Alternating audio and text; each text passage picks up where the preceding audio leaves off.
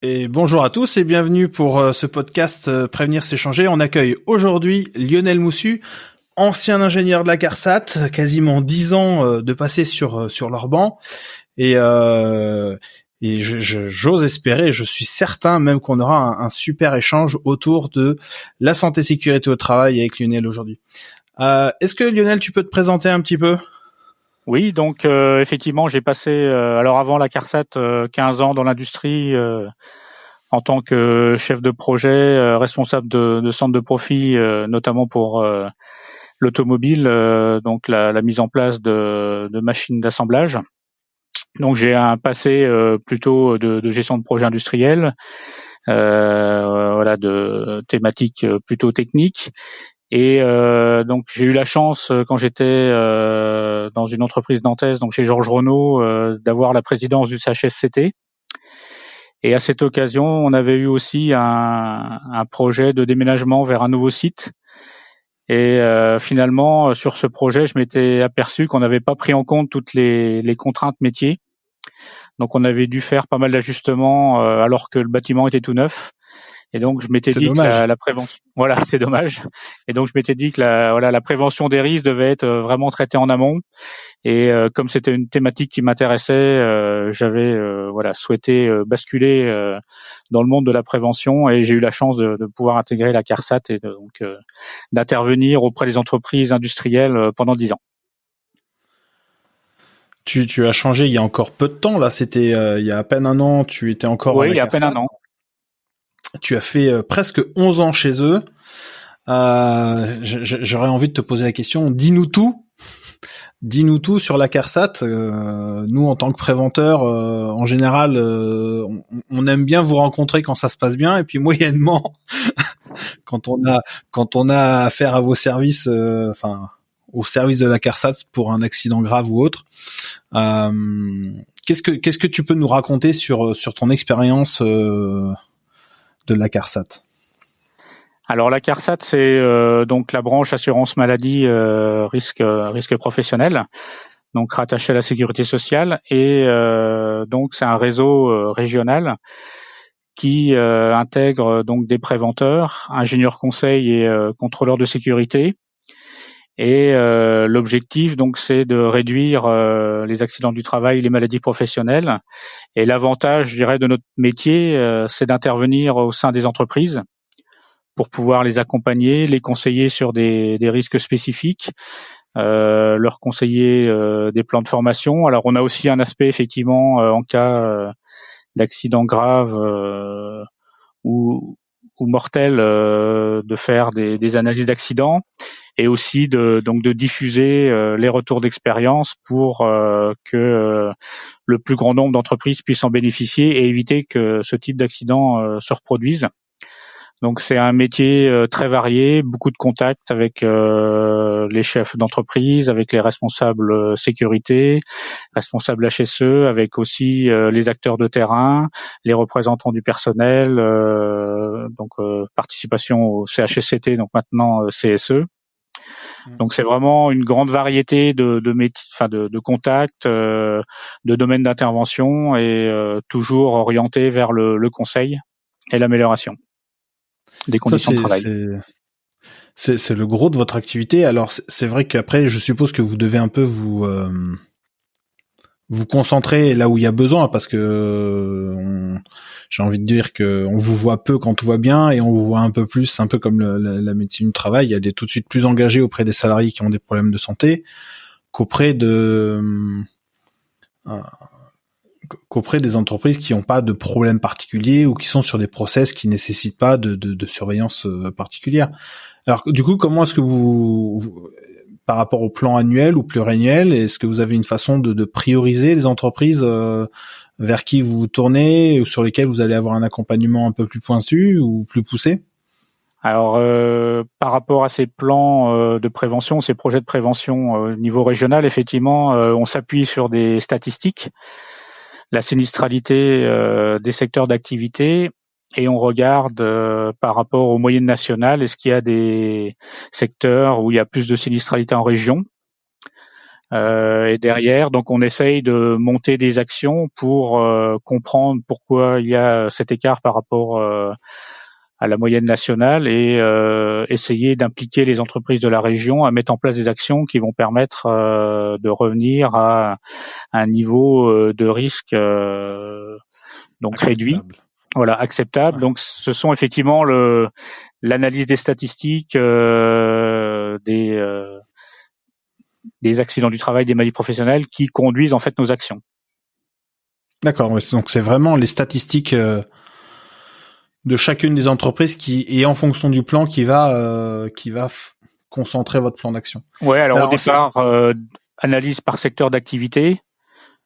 Donc on a en fait plusieurs domaines d'intervention, donc l'industrie, le secteur agroalimentaire, la grande distribution, les services et le BTP. Donc en fonction des secteurs d'activité qui ont une sinistralité forte dans ces secteurs d'activité, on va intervenir et on va se rapprocher des entreprises où effectivement là on va aller plus au niveau de chaque entreprise et essayer de faire un état des lieux des actions déjà en place et de voir comment elle peut s'améliorer et intégrer de nouvelles actions dans sa démarche. Alors, du coup, c'est en lien avec les statistiques ATMP que la CARSAT édite, que la CARSAT édite chaque année, avec 1 an à 2 ans de décalage. Oui. Sur ces chiffres-là, je repense parce que j'y vais chaque année voir un peu comment, au vu du nombre de HSE qu'il y a sur le terrain, on pourrait espérer que les résultats sécurité progressent proportionnellement, et malheureusement, c'est pas le cas. Je suis toujours un peu étonné en fait de pas trouver des éléments de type alors la moyenne on l'a mais on n'a pas forcément la médiane, les écarts types, du coup on a toujours un peu de mal à situer ou à se situer en tant qu'une entreprise dans le secteur sur les scores du secteur d'activité. Vous avez vous ce genre d'informations, je suppose? Alors on a effectivement des informations qui reprennent les taux de fréquence au niveau national, au niveau régional, après au niveau de l'entreprise. Donc ça, c'est des données en fait dont on dispose au niveau de chaque entreprise, mais qu'on peut pas diffuser. D'accord. Qu'on peut exploiter par rapport à des actions en entreprise et donc les projets de prévention qui sont définis au niveau régionaux, au niveau de la région, en fait, ils sont également discutés avec les représentants des employeurs et des salariés au sein de comités techniques régionaux. Donc c'est avec eux qu'on définit les objectifs de nos actions. Et c'est vraiment intéressant parce que derrière, on adapte nos actions au tissu régional.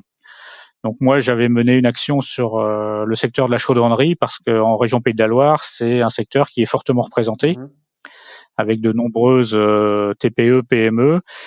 Et donc finalement, la sinistralité était plus forte en région Pays de la Loire parce que on avait pratiquement 11% de l'activité au niveau national. Oui, d'accord, ok. Oui, donc après, par rapport à la région parisienne. C'est un peu la stratégie des gros cailloux, hein, c'est que chaque CARSAT, par son maillage industriel ou d'activité, va se concentrer sur les gros secteurs d'activité accidentogènes. Oui, alors c'est l'objectif, effectivement, quand on mène des actions régionales. Après ça, l'entreprise, elle peut nous solliciter, donc on peut intervenir sur un risque particulier, le risque chimique, par exemple, qu'elle a du mal à appréhender, sur risque incendie-explosion, par exemple. Mais effectivement, on peut pas répondre aux demandes de toutes les entreprises, donc on est obligé de sélectionner et on n'a pas la capacité en termes de ressources à répondre à toutes les demandes. Donc on est obligé de travailler par priorité. Mais on essaye de répondre au maximum, bien sûr, aux entreprises. Et il me semble, j'ai un doute, mais je crois que c'est comme ça qu'on s'est rencontrés. Je crois que c'est comme ça qu'on s'est rencontrés dans le cadre de mes activités lorsque j'étais QHSE. Je crois qu'on s'était rencontrés pour faire un point sur justement le dossier de mon employeur de l'époque. Effectivement, vous étiez intervenu en conseil pour faire le point par rapport aux résultats des dernières années, accidents, maladies. Enfin, j'ai souvenir d'un rendez-vous où il y avait vraiment eu tout le détail du détail du détail, et c'était vraiment intéressant de pouvoir faire le point sur quel est mon niveau de risque dans mon entreprise, et si j'avais des choses à faire, sur quoi est-ce qu'il faut que je me concentre, parce que voir le sujet sous un autre angle, en particulier celui des experts de la CARSAT, je pense que pour tous les préventeurs, ça peut être vraiment bénéfique que d'oser les appeler avant d'avoir un problème. Oui. Même si vous êtes Alors pas effectivement, vous intervenir vaut mieux intervenir en amont. C'est mieux. C'est mieux. Et effectivement, on a l'avantage d'avoir une vision parce qu'on visite beaucoup d'entreprises. Donc, on peut aussi partager des bonnes pratiques qu'on a vues dans d'autres entreprises, d'autres secteurs d'activité. Voilà, des méthodes, des actions qui auraient été, qui sont vraiment intéressantes à reprendre en tant qu'idée. Et ça, c'est vraiment, je dirais, un intérêt de faire intervenir quelqu'un de la CARSAT, un acteur de la CARSAT. Après, c'est aussi à notre niveau, il faut qu'on descende au niveau de l'entreprise pour comprendre en fait comment elle est organisée, quels sont les risques principaux, voilà, et faire un état des lieux, voir qu'est-ce qui est mis en place lorsqu'il y a un accident qui se produit, est-ce que il y a bien une analyse qui est faite, est-ce que c'est partagé, est-ce qu'il y a des échanges, est-ce que c'est remonté en CHSCT. Donc c'est tous ces éléments qu'on regarde pour pouvoir effectivement de bons conseils. faire un bilan.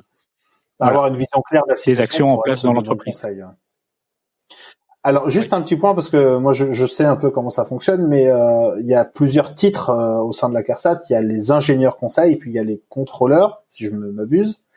Est-ce que tu peux un peu nous préciser le fonctionnement de l'équipe prévention des risques professionnels à la CARSAT, pour que nos auditeurs puissent éventuellement être au clair sur tiens, j'ai affaire à un tel, voilà comment est-ce qu'il se situe dans l'organisation de la CARSAT. Parce que parfois, on met un nom sur une fonction, mais on se rend pas compte de quelle est la portée du sujet. Donc, l'organisation, alors au niveau de la région Pays de la Loire, elle est donc par secteur, de grands secteurs d'activité, dont je parlais tout à l'heure, donc BTP, industrie, agroalimentaire, distribution et services. Et au sein de chaque groupe d'activité, il y a un ingénieur conseil. Okay.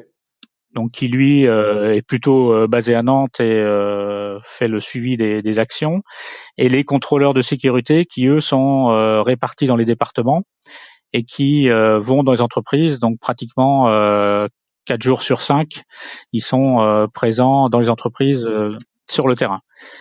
Après, on a aussi donc des unités techniques, donc un laboratoire de chimie à Nantes, et on a aussi un laboratoire de mesures physiques à Rennes, qui nous permettent d'intervenir sur des thématiques spécifiques.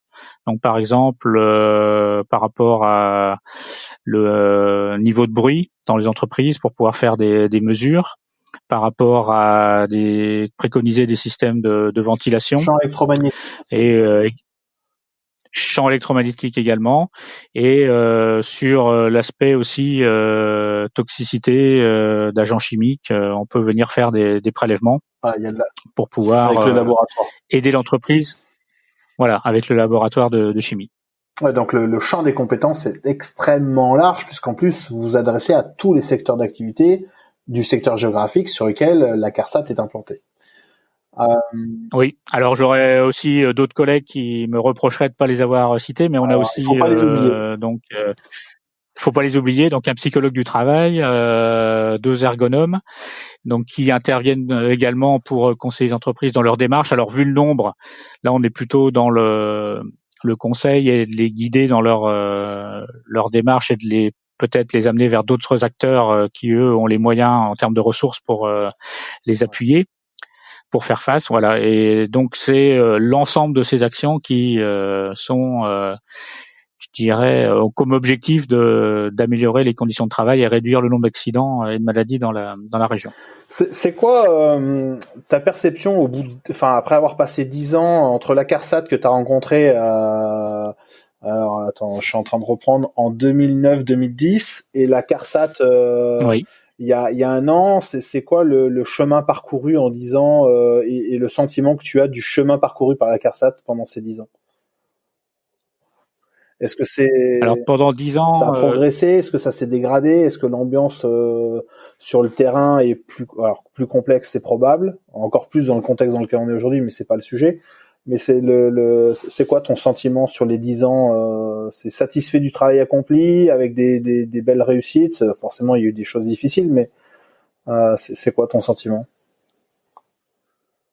alors effectivement, le sentiment, il est quand même plutôt positif parce qu'il y a eu pas mal d'actions menées et donc en réussissant à impliquer à la fois les entreprises, les organisations professionnelles, les services de santé. Après, on a du mal à répondre à l'ensemble des sollicitations, donc ce qui est compliqué, mais ça c'est vrai dans tout métier, c'est qu'on est obligé de sélectionner des priorités. Et on est aussi de plus en plus contraint par des programmes nationaux qui viennent, je dirais, réduire notre marge de manœuvre sur des thématiques qui pourraient être liées à des risques émergents, des nouvelles technologies mises en place dans les entreprises, où on n'a pas encore le recul nécessaire, mais il faut pouvoir intervenir pour pouvoir détecter des situations à risque qui pourraient conduire à des accidents ou à des maladies professionnelles. Donc je dirais que c'est cet équilibre qui est difficile à trouver, notamment par rapport à des politiques nationales qui concentrent vers des actions, De prévention des actions tertiaire. collectives menées au niveau Ouais. national. Parce que ce Voilà. que tu mets en fait en équilibre, c'est la prévention primaire qui est on est en amont de tout et on essaye de faire de la veille pour intégrer et prendre en compte, versus le plan d'action national qui est en fait sur de la prévention de troisième ordre, plutôt d'ordre curatif, parce que la situation est devenue inacceptable sur certains secteurs d'activité ou certaines typologies de risques. Ouais, c'est ça. Est-ce que tu as sur cette période que tu as vécue à la CARSAT alors bien évidemment on ne nommera personne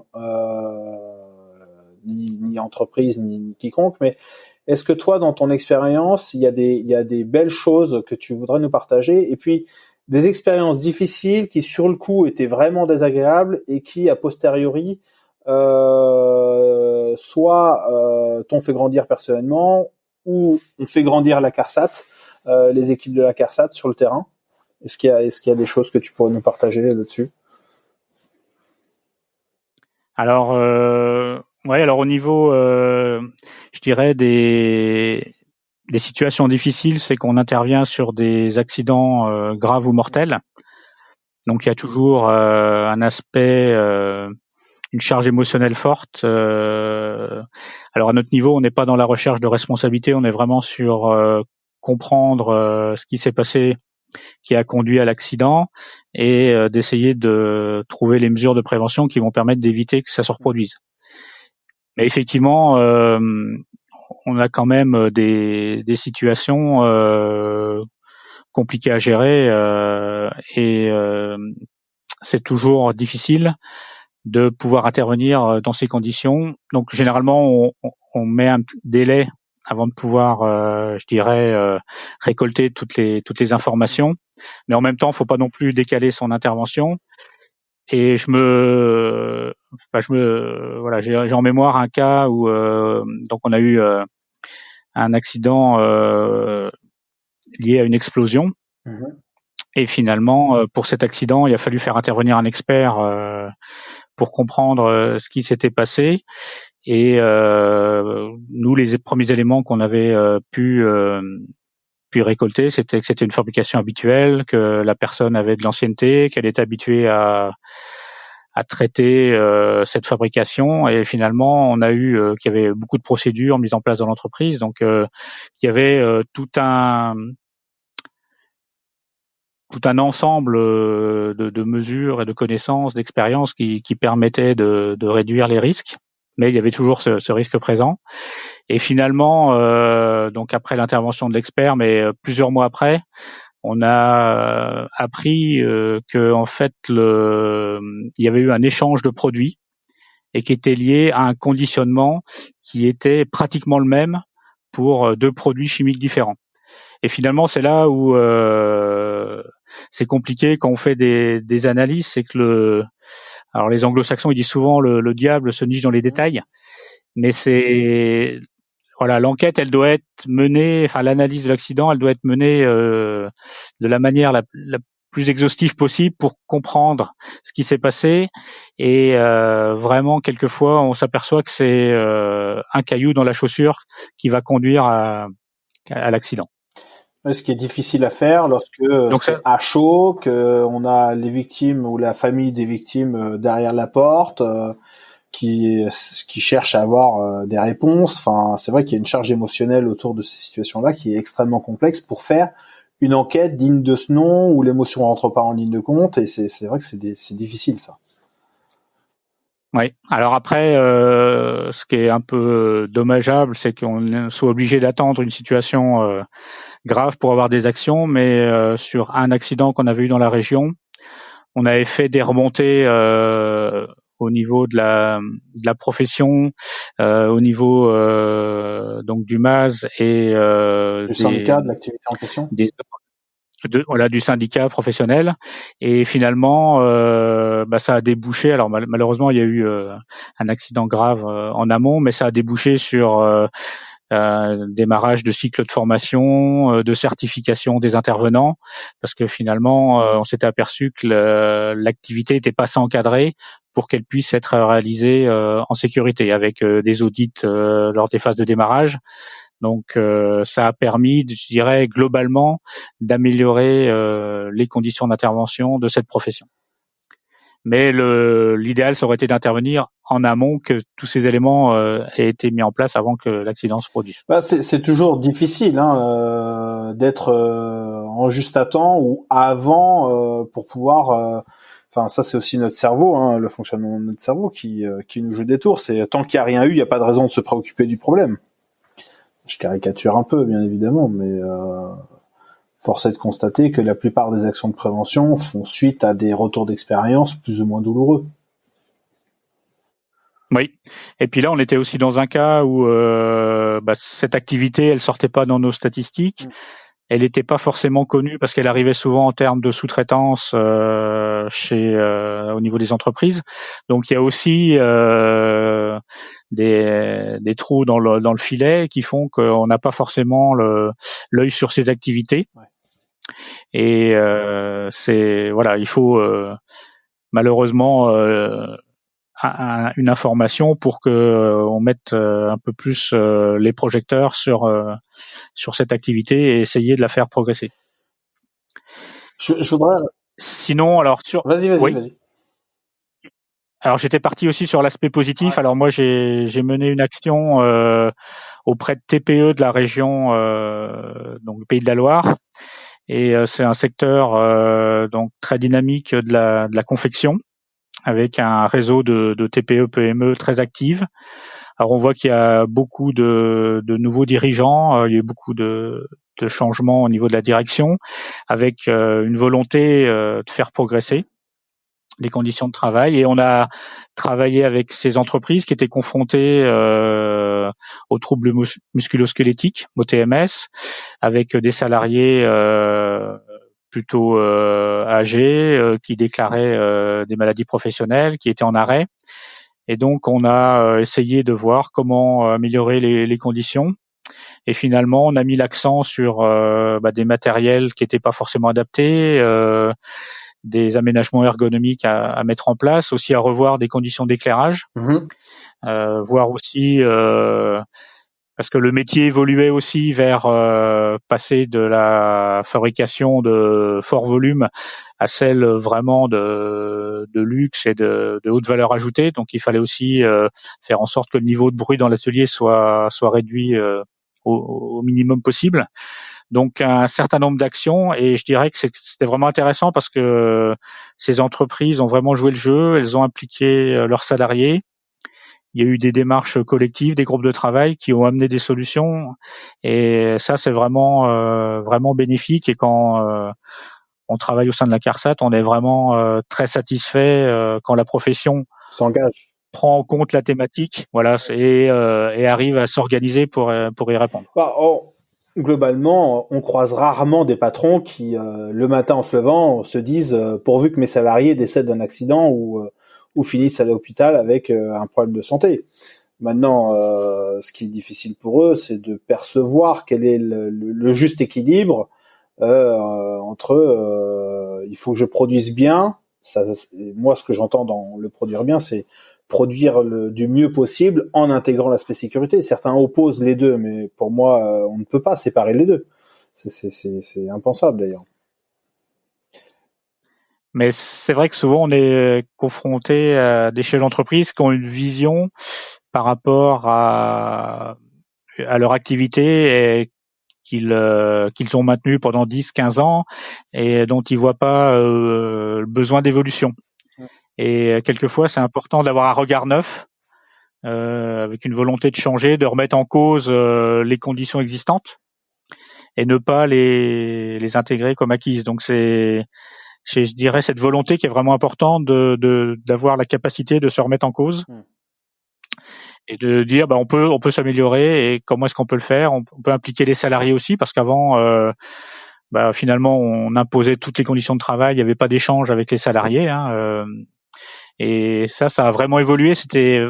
Moi ce que j'ai vraiment perçu à travers cette démarche, c'était vraiment un changement de mentalité globalement dans l'entreprise. Ouais. Et une amélioration du dialogue social qui était je dirais parallèle à l'amélioration des conditions de travail, et ça c'était vraiment l'ingrédient nécessaire pour que ça fonctionne la meilleure manière qui soit. Mais ça c'est extraordinaire, à condition aussi qu'on sache avoir le juste milieu en termes de ce qu'on dit. Il faut faire du participatif, il faut faire du participatif, mais on peut pas toujours faire du participatif pour tous les sujets en matière de change management. Quand c'est urgent et qu'il y a le feu dans la maison, on n'est pas en train de faire un consensus mou au pied de la maison qui est en train de brûler. On est en mode gestion de crise, on commande et on décide et on y va tout de suite. Donc moi j'ai toujours eu le sentiment qu'il fallait être à la bonne cadence, et maintenant les salariés sont quand même les premiers experts des postes qu'ils occupent, et bien souvent quand on leur pose la question de qu'est-ce qu'on pourrait faire pour améliorer vos conditions de travail, pour être plus pertinent, plus performant et autres, c'est des mines d'or quand on ose leur poser la question, à condition d'oser leur poser la question et de les intégrer. Ça, c'est pas plus. Mais effectivement, il faut prendre en compte l'engagement dans une démarche à moyen long terme avec l'aspect participatif, et c'est vraiment important d'impliquer les salariés, ou effectivement s'il y a besoin de réagir à une situation d'urgence comme actuellement face au Covid, les mesures de prévention doivent être gérées au niveau de la direction, doivent être mises en place, et là on n'a pas forcément le temps ni la capacité de faire participer les salariés. Donc c'est effectivement 2 temps, mais pour avoir un changement durable, le mode participatif, prendre du temps pour bien discuter avec les salariés, prendre les idées. Alors effectivement, on peut pas tout prendre comme idée, il faut gérer des priorités, mais c'est vraiment le succès sur un moyen long terme. Oui, par itération, parce qu'on peut faire de l'urgence tout de suite et puis commencer à intégrer du participatif au fur et à mesure que la situation s'améliore, que la crise se stabilise. Je pense qu'il faut toujours être très flexible en matière de change management. Je sais qu'aujourd'hui c'est une grosse partie de ton activité, et oui. Il est certain que la participation des uns et des autres, c'est primordial si on veut que les projets perdurent dans le temps et qu'on puisse capitaliser dessus demain. C'est un point capital. C'est aussi valoriser les aspects métiers, les connaissances de terrain, l'expérience des personnes par rapport à leur équipement de travail, leurs machines, leurs conditions de travail, la connaissance des produits, des modes de production. Donc c'est vraiment effectivement un élément primordial dans la démarche de conduite. Puis ils sont fiers. En plus, quand on les a fait participer, ils sont fiers de ce qu'ils ont, clairement. Oui, alors dans ce secteur qui est plutôt en difficulté en termes de recrutement, les entreprises justement qui ont mis en place ces démarches ont, je dirais, mis en place le dialogue social, mis en place les conditions, on attire en fait vraiment des nouvelles personnes, des nouveaux salariés. Et les entreprises qui sont plutôt restées en retard, ont pas voulu remettre en cause leur système de production et de gestion, ont plutôt tendance à perdre des salariés. Donc on voit qu'il y a vraiment un effet bénéfique aussi pour l'entreprise. La roue tourne. La roue tourne, oui. Dans le bon sens du terme, c'est tant mieux, parce que finalement tout ce qu'on parle de RSE, de marque employeur, etc. Tous ces éléments-là ne peuvent se faire que s'il y a des éléments factuels et congruents sur le terrain. Sinon, ce sera trop facile. Est-ce que tu pourrais nous parler un peu de ce que pourrait être demain la prévention, ou à quoi ressemblera l'activité HSE demain? Alors, je pense qu'en fait, au niveau HSE, moi, les points positifs que j'ai pu aussi constater, je dirais pendant les 10 ans, c'est qu'il y a quand même, je pense, une professionnalisation des acteurs HSE, des responsables HSE. Il y a pas mal de formations qui se sont mises en place. Il y a aussi une démarche européenne, les principes généraux de prévention, des outils qui sont mis en place, le document unique d'évaluation des risques, même si il n'est pas encore mis en place dans toutes les entreprises, mais on voit que tous ces éléments permettent, je dirais, de mettre en place la culture HSE au sein des entreprises. Il y a aussi dans les entreprises, alors là c'est plutôt les grands groupes, l'implication des managers, des responsables d'équipe, donc qui mettent en place des démarches pour impliquer l'ensemble de la chaîne managériale, et pas seulement avoir un responsable HSE qui soit l'unique interlocuteur sur le sujet HSE, mais que chacun je dirais intègre dans sa pratique, dans ses actions de terrain, les éléments liés à la santé sécurité. Par contre, on s'aperçoit que dans les formations des futurs ingénieurs, des futurs cadres, il n'y a pas forcément les aspects santé sécurité, donc il faudrait que ça soit intégré de manière un peu plus présent dans les programmes. Après ça, il faut aussi distinguer la prévention dans les grands groupes qui ont la capacité, qui peuvent mobiliser des moyens, et la prévention dans les TPE qui n'ont pas la capacité à avoir une personne dédiée pour la santé sécurité. Donc il faut qu'il y ait aussi des moyens pour les accompagner à mettre en place ces actions, donc au niveau des services de santé, au niveau des CARSAT, au niveau des autres acteurs, avoir des interventions en temps partagé, peut-être d'acteurs HSE, pour les aider à intégrer la santé sécurité. Et je pense qu'à l'avenir, sur le rôle du HSE dans l'entreprise, c'est qu'il puisse être intégré dans des projets de transformation, parce qu'effectivement, il y a l'activité de l'entreprise quotidienne, il y a le suivi des risques, l'analyse des accidents, mais il y a aussi préparer l'avenir. On parle beaucoup de l'industrie 4.0. Donc il faut que le responsable HSE, il soit aussi intégré dans ces projets, il puisse intégrer la dimension du facteur humain, de la prévention des risques professionnels dans tout nouveau projet dans l'entreprise. Et aussi, on s'aperçoit qu'il y a des avancées technologiques qui vont arriver dans les années à venir, notamment l'Internet des objets connectés, qui vont permettre de récupérer des informations au niveau du fonctionnement des machines, qui vont par exemple permettre de faire de la maintenance prédictive, qui devrait permettre de réduire les interventions sur les équipements, notamment les interventions d'urgence, et d'avoir une meilleure phase de planification de ces interventions, d'être plutôt en préventif plutôt que d'être en curatif, donc finalement de pouvoir éviter des situations dangereuses lorsqu'il faut réagir au pied levé sur une casse au niveau d'une machine. En plus, donc je pense forcément sur la grosse commande du mois que ça se passe. Voilà, c'est ça. Donc prévenir toutes ces situations à risque, pouvoir remplacer la pièce parce qu'on a détecté un niveau de vibration différent, ou une élévation de la température, ou une casse probable au niveau de la mécanique, ça va permettre de réduire des situations d'accident, parce que généralement les accidents du travail ne se passent pas en situation de production normale, mais plutôt en situation dégradée.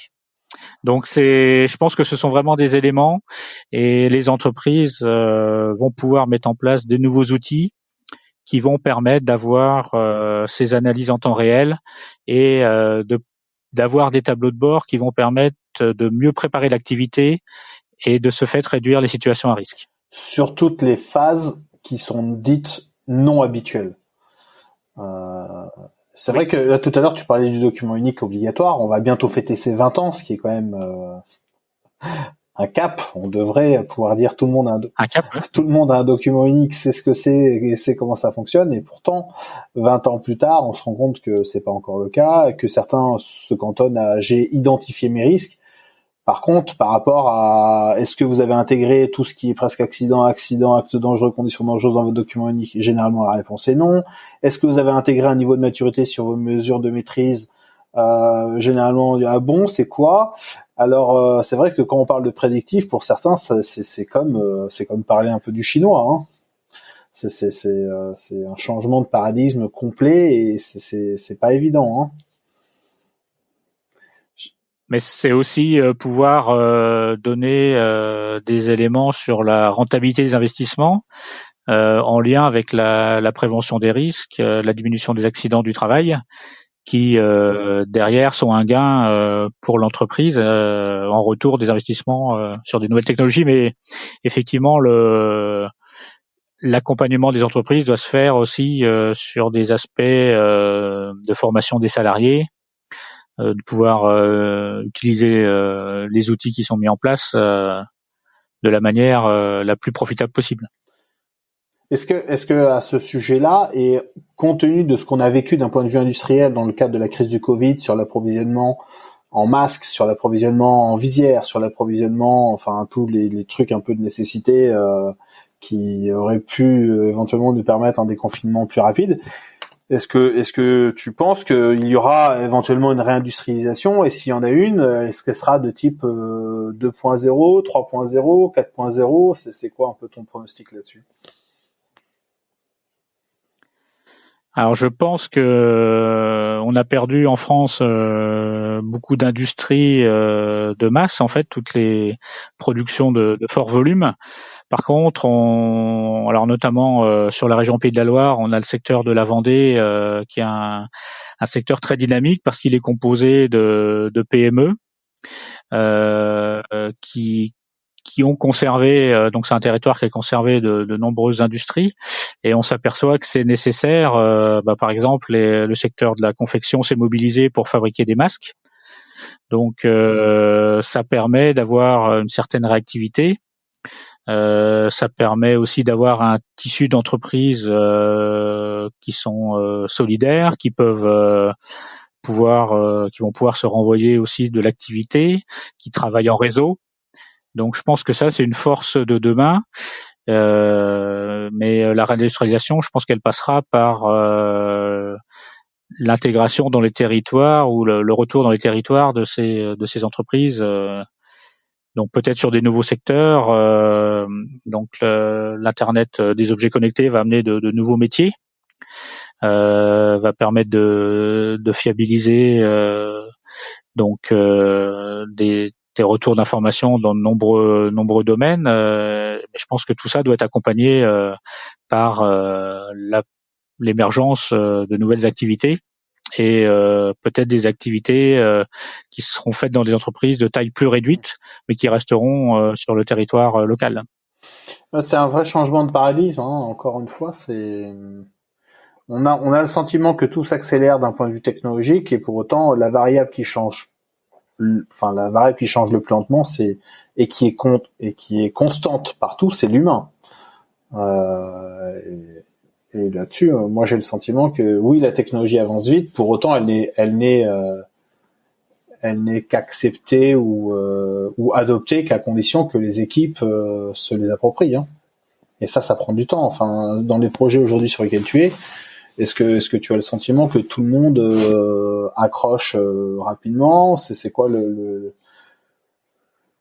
parce qu'avoir une technologie 4.0 d'un point de vue industriel, c'est quand on est en industrie de 3.0, passer au 4.0, c'est un vrai changement de culture pour l'organisation et pour les équipes. Oui. Alors, donc juste un exemple que je vais citer, mais sans nommer l'entreprise, mais donc en fait une TPE de 20-30 salariés qui avait investi dans une machine, alors 5 axes, donc avec une programmation complexe. Et finalement, la machine s'est retrouvée pendant plusieurs mois sans être utilisée parce qu'il y avait personne en fait pour la piloter.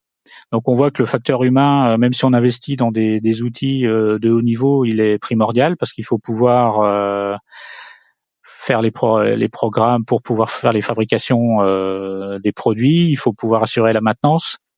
Donc le facteur humain, je pense que de plus en plus les entreprises s'aperçoivent que c'est vraiment l'élément important. C'est un élément central dans la démarche de l'industrie 4.0. Ouais. Et derrière, pour moi, l'outil informatique, il vient en appui de l'activité. Donc, il va venir aider à suivre l'activité, à mettre en place des tableaux de bord, à avoir des alarmes, des alertes. Mais c'est pas lui qui va définir le métier. Donc, ce qu'il faut, c'est que l'outil informatique, il vienne aider le métier à prendre les décisions et à piloter l'activité. Et dans les projets sur lesquels je travaille actuellement, on a cette prise en compte des besoins métiers. Donc l'outil doit répondre aux besoins métiers. Et après, il faut aussi accompagner les personnes sur le terrain parce qu'on va changer d'outil. On va avoir un nouvel outil informatique. Donc il faut leur permettre de s'approprier l'outil en vérifiant qu'il correspond bien à leurs besoins et derrière qui va plutôt leur simplifier la vie plutôt par rapport à leur activité quotidienne plutôt que d'être un caillou dans la chaussure. C'est un gage de bonne adoption, ça. Si c'est plus simple. C'est un gage de bonne adoption. Mais pas toujours aussi évident qu'on le croit. Hein. Ouais. Mais effectivement, la conduite du changement, c'est souvent le parent pauvre. Et je pense que ça, c'est aussi, je dirais, ce que j'ai appris pendant les 10 ans à la CARSAT, c'est que au niveau technique, on arrive à gérer un projet. Par contre, il faut vraiment prendre en compte la dimension humaine et voir comment accompagner le changement, la mise en place du nouvel outil, de la nouvelle machine, et avoir cette phase d'appropriation parce qu'il faut acquérir de l'expérience, il faut acquérir de la connaissance sur le nouvel outil pour pouvoir l'exploiter au mieux au sein de l'entreprise. Ah bah la première moi j'en suis persuadé, j'en étais persuadé, et je pense qu'on partage cet avis-là, c'est que la crise du Covid est encore une fois un révélateur que l'humain, qui est la première richesse de l'organisation, s'il n'est pas là, rien ne se passe. Enfin, j'ai pas le sentiment que le télétravail, même s'il est source de productivité pour certains, surtout quand on vit la bascule là, un peu en claquant des doigts du jour au lendemain, c'est compliqué, c'est douloureux pour tout le monde. En plus il y a des peurs. Mais si on n'a pas d'humain dans un site industriel, si on n'a pas d'humain dans le process, ne serait-ce que pour le superviser, il y a des chances que tout s'arrête parce que c'est un incontournable dans nos activités. Alors, je pense qu'effectivement, il va y avoir une prise de conscience liée à la crise actuelle. Il faut des acteurs de terrain, il faut des opérateurs, il faut des personnes pour pouvoir faire tourner les hôpitaux, les chaînes de production, les circuits logistiques. Je pense que aussi la prévention devrait être mieux prise en compte parce que là on la diffuse à une échelle nationale voire internationale avec la mise en place de mesures de prévention, de gestes barrières, donc à la fois des outils de protection, des masques, aussi des mesures organisationnelles, donc limiter la distance entre les personnes.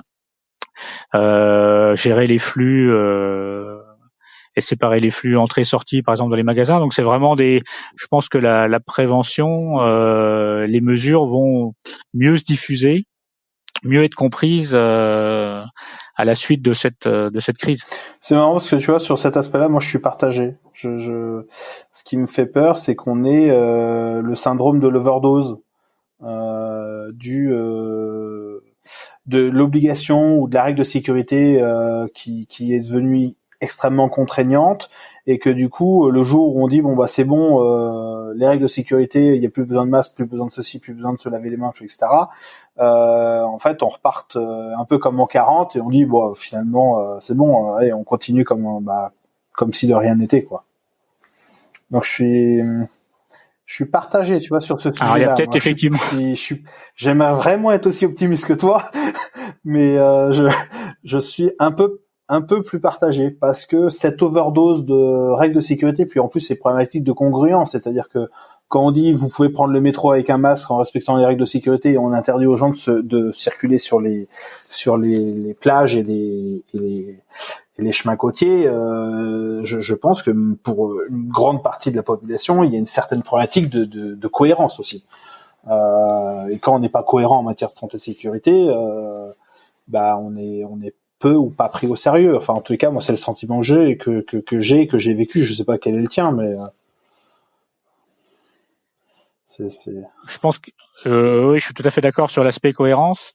Par contre, on voit aussi que quand on parlait tout à l'heure de culture sécurité, c'est que peut-être en France, on n'a pas forcément cette culture sécurité. Par exemple, on voit que dans les pays asiatiques, le port du masque, il est beaucoup plus automatique, accepté et automatique, et que eux aussi mettent le masque pour protéger les autres. Ah oui, c'est une.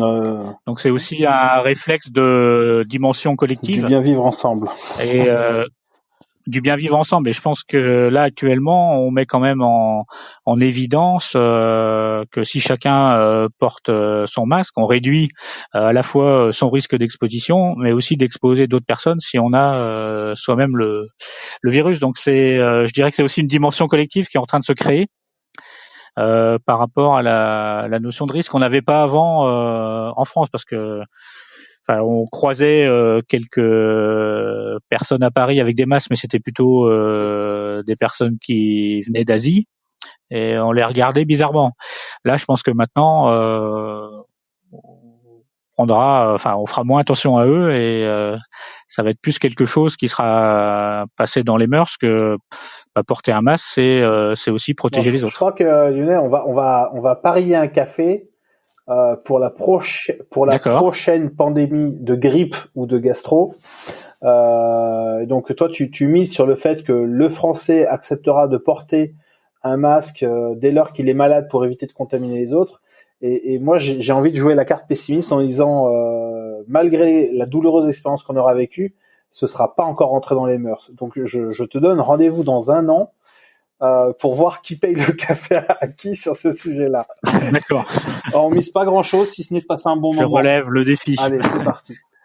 Oui, tout à fait. J'ai envie de te poser 2 dernières questions avant de se dire au revoir. Est-ce que tu pourrais, ou est-ce que tu as un conseil sur en matière de lecture qui pourrait nous aider ou nous acculturer sur les sujets santé, sécurité, développement personnel? Si tu avais 1 ou 2 livres en tête à nous conseiller, quels seraient-ils? Alors, pour des responsables HSE, pour, je dirais, un public intéressé par la thématique santé-sécurité, alors moi je conseille toute la bibliothèque de l'INRS. Rien que ça. Donc rien que ça. Alors en fait, l'avantage c'est que on peut choisir son thème, donc la conception des locaux, la prévention du risque chimique, mais à chaque fois, c'est quand même une synthèse des connaissances sur le sujet.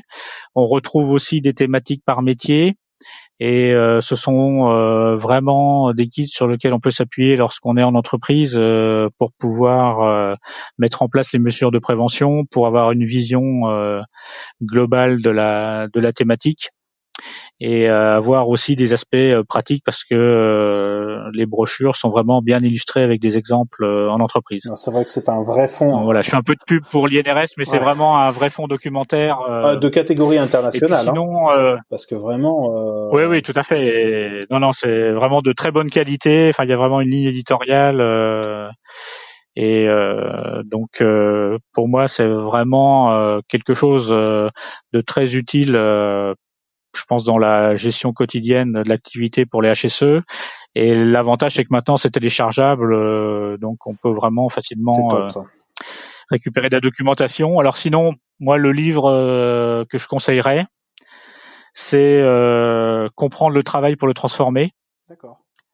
Donc c'est aux éditions Anact, donc avec quelques écrits par des ergonomes reconnus, mais avec des exemples aussi tirés d'entreprises qui permet de comprendre l'ensemble des aspects justement lorsqu'on veut essayer d'appréhender le travail pour le transformer. Donc quels sont les éléments à prendre en compte, et que finalement il faut pas arriver avec sa propre connaissance de l'activité de travail, mais s'appuyer sur les connaissances des salariés. L'expert, en fait, c'est celui qui occupe le poste de travail pour pouvoir l'améliorer de la meilleure manière qui soit. Donc, et c'est vraiment un livre très bien fait avec des exemples concrets, et ça c'est vraiment quelque chose qui est top, que je recommande, et même à lire plusieurs fois. Ouais, ça fait partie des livres qui se lisent en diagonale et auxquels on revient autant de fois que nécessaire. Et l'Anact, voilà, gros fond documentaire aussi, hein. Également, donc effectivement, juste en deuxième place derrière l'INRS. non, mais effectivement, c'est aussi un fonds documentaire très très riche. Mais je dirais qu'on s'intéresse à l'ergonomie, à l'amélioration des postes de travail, je pense que c'est vraiment le premier livre à lire pour pouvoir en comprendre tous les enjeux, et voir comment utiliser certains outils concrètement sur le terrain. Bon, avec ça, on repart armé pour 20 ans. Entre l'ANACT et l'INRS. Voilà, oui, ça laisse un peu de lecture, là, ça va. Allez, on part sur la dernière question. Si tu devais laisser une bouteille à la mer pour les jeunes générations, quel serait ton conseil?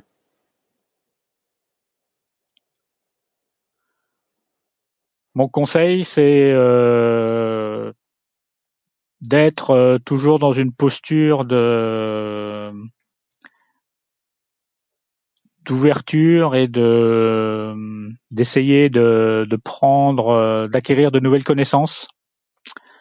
Donc, alors les Américains, ils parlent de growth mindset. En fait, c'est d'être plutôt dans une posture de dynamique d'ouverture, et voilà, plutôt accepter les changements suite à un échec, essayer d'en tirer des opportunités plutôt que de se fermer les portes. Donc c'est voilà, d'essayer d'être proactif et d'être toujours je dirais en recherche de connaissances, en apprentissage de nouvelles connaissances. Et ça, je pense que c'est aussi lié au métier HSE.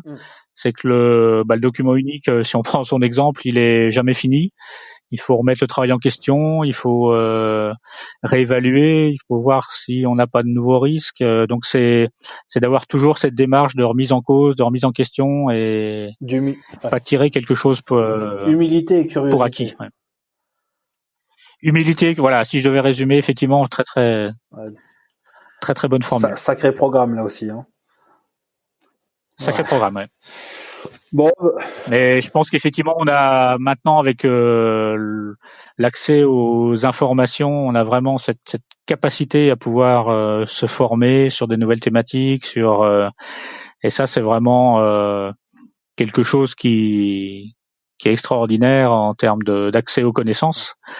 Et je pense que effectivement, en tant que HSE, on a ce besoin d'avoir accès à cette ouverture pour pouvoir continuer à explorer son activité et à évaluer au mieux les risques dans son entreprise. Maîtrise des risques, idéalement, toujours, si on peut, c'est quand même le but.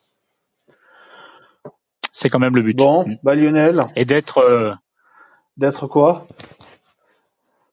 Alors, d'être impliqué dans les nouveaux projets. Moi, je pense qu'effectivement, pour moi, l'objectif du responsable HSE, c'est d'être aussi un homme de projet, un acteur de terrain, mais aussi un acteur des projets de l'entreprise. Intégré et impliqué dès le début, dès les idées. Dès le début, voilà. Donc ça serait le mot de la fin, c'est intégrer dès le début, que ce soit pour les risques, pour les projets, pour. Bon. d'avoir cette Du implication. coup, on va se dire au revoir sur ces mots-là. On va souhaiter bonne continuation à chacun. On vous souhaite le meilleur. N'oubliez pas de rester prudent et de prendre soin de vous, parce que ça aussi c'est un point. C'est bien de prendre soin des autres, mais ne pas oublier de prendre soin de soi. Les titres des livres seront dans la description de ce podcast. Et puis, si vous avez des idées à nous proposer ou si vous souhaitez intervenir sur ce podcast, n'hésitez pas à nous contacter. On sera ravis de vous interviewer et d'échanger avec vous. Lionel, un dernier mot pour la communauté ? Oui, surtout faites attention à vous. Bonne reprise liée au déconfinement et je pense que l'activité va reprendre, mais avec une nouvelle vision et j'espère une meilleure perception des actions de prévention. Ouais, ça marche. Bon, merci Lionel, merci à tous, bonne continuation et puis à bientôt pour un café. Rendez-vous dans un an pour le café et avant pour d'autres sujets. Allez, merci à tous et excellente fin de journée. Merci Lionel, au revoir. Bonne fin de journée.